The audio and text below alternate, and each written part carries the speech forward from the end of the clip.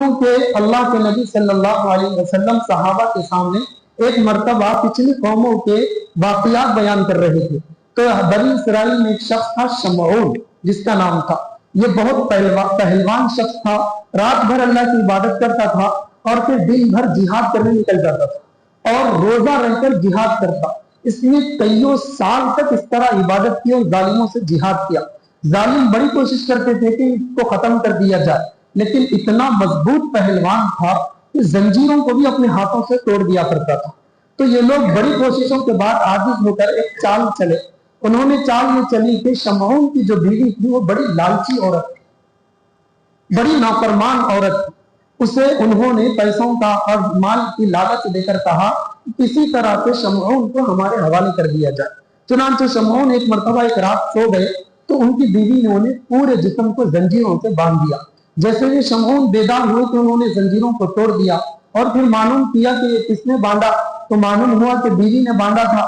معلوم کرنے پر بیوی نے کہا کہ میں دیکھنا چاہتی تھی کہ تم کتنے طاقتور ہو، تم تو بہت طاقتور ہو، ایک جھٹکے میں ساری زنجیریں توڑ دی۔ تو پھر دوسری مرتبہ شمعون سوئے، پھر اسی طرح اس نے باندھا۔ 3 مرتبہ یہ واقعہ پیش آیا، تینوں مرتبہ بھی شمعون اٹھ گئے۔ دوسری مرتبہ پوچھنے پر بیوی نے کہا میں نے سوچا پہلی بار توڑ لیے ہوں گے، دوسری بار کیا ہوتا، دوسری بار بھی آپ توڑ لیے، پھر تیسری مرتبہ۔ پھر بعد میں شمعون کی بیوی نے باتوں میں پھسلا کر اس سے پوچھا کہ تمہیں اگر پکڑنا ہو، تمہیں اگر عاجز کرنا ہو تو کرنا کیا؟ شوہر نے بیوی کے سامنے اپنی طاقت کا اظہار کرنے کے لیے باتوں میں پھسل کر اپنی کمزوری کی بات کہی اور کہا کہ میرے بالوں کو زنجیروں سے جب باندھ دیا جاتا ہے، بالوں کے ذریعے سے جسم کو باندھ دیا جاتا ہے، تو پھر میں وہ زنجیر نہیں توڑ سکتا۔ چنانچہ وہ لالچی عورت حضرت شمعون کو زنجیروں کے بالوں کے ساتھ باندھا اور پھر کافروں کے حوالے کیا، تو کافروں نے بڑی دردناک موت انہیں دی۔ ان کے پورے جسم کے تمام اعضاء کو ناک کان آنکھ کاٹ کاٹ کر پورا اپنا جتنا بدلہ تھا انہوں نے لیا۔ اس شمعون کے واقعے کو بیان کرنے کے بعد حضرات صحابہ کہنے لگے کہ یہ سال تو کئیوں سال جیا، پچھلی قومیں سالوں سال جیتی تھی۔ حضرت نوح علیہ السلام 900 سال تو قریب دین کی دعوت دی ہے، ان کا بچپن ہوگا پھر بڑھاپا ہوگا، تو کتنے سال جیے ہوں گے۔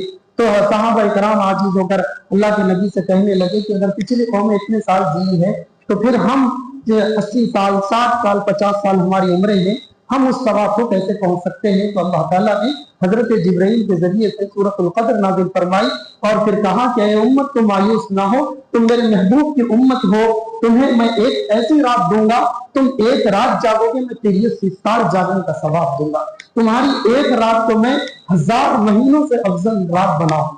ایسے کئی واقعات شب قدر کے سلسلے میں منقول ہے، اور پھر اکثر علماء کے یہ مروی ہے کہ 27ویں شب کو شب قدر ہوتی۔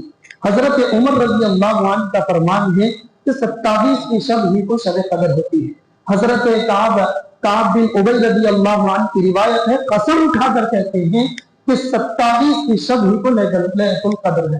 حضرت عبد القادر جیلانی علیہ الرحمہ نے کہا ہے کہ شب قدر 27ویں رات ہی کو پائی جاتی ہے۔ بایزید بستامی علیہ الرحمہ کا فرمان ہے، انہوں نے کہا میں نے اپنی زندگی میں 2 مرتبہ شب قدر کو پایا اور وہ 2 بھی مرتبہ 27ویں شب ہی تھی۔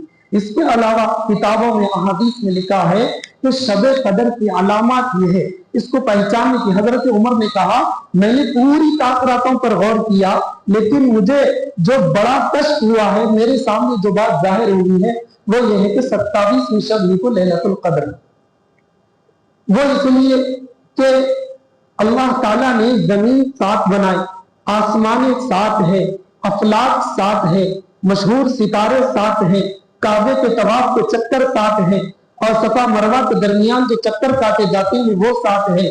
انسان کے جسم میں جو مضبوط اعضا ہے جس سے وہ سجدہ کرتا ہے وہ 7 ہے۔ اس کے علاوہ ایسی کتنی چیزیں آپ کو ملے گی جو 7 اللہ نے رکھی ہے۔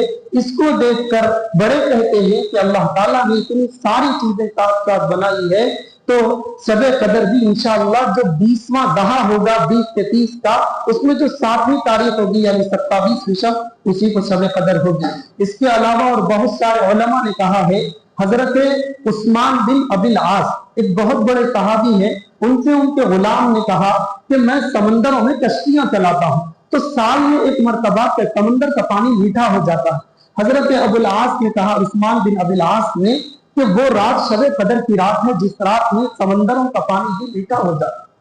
تو انہوں نے کہا کہ غلام تو اگلے سال جب کشتی چلائے گا سمندر کا پانی جس دن تو میٹھا پائے گا اس دن مجھے خبر کرنا۔ خبر کرنے پر معلوم ہوا کہ وہ 27ویں شب تھی جس دن سمندر کا پانی میٹھا ہوا تھا۔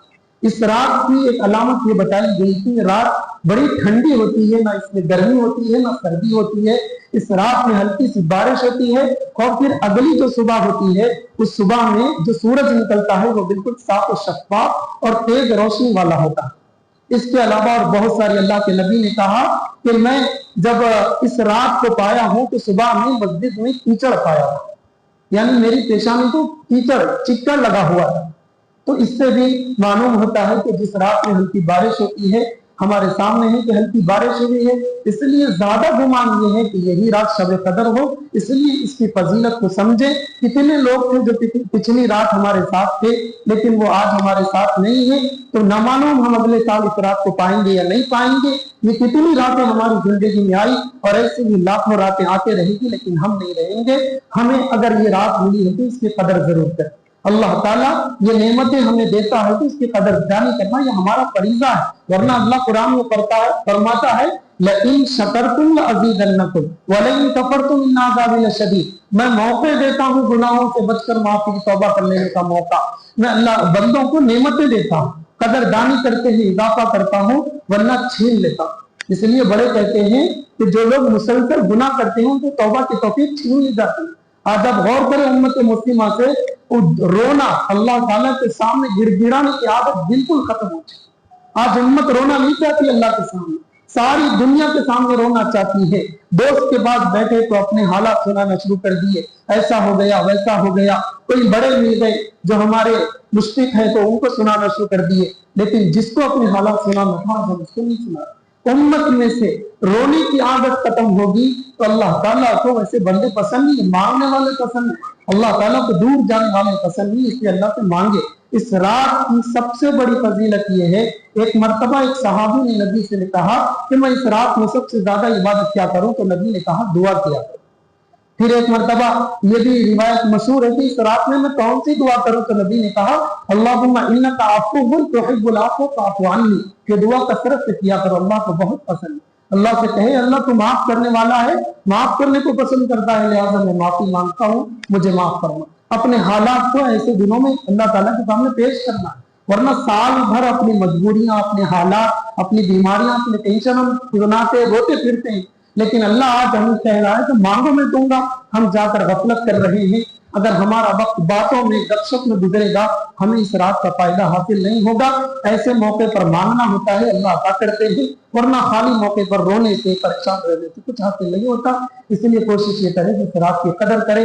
اللہ سے دعا ہے کہ اللہ تعالیٰ اگر آج یہ رات ہو تو اس کی تمام برکتیں ہمیں عطا فرمائے، اور اگر گزر چکی ہے تو اس کی جو رحمتیں تھے وہ ہمیں عطا فرمائے، اور اگر آنے والی 29 کو ہو تو ہمیں اس میں بھی عبادت کی توفیق عطا فرمائے۔ تو آخر دعوانا الحمدللہ رب العالمین۔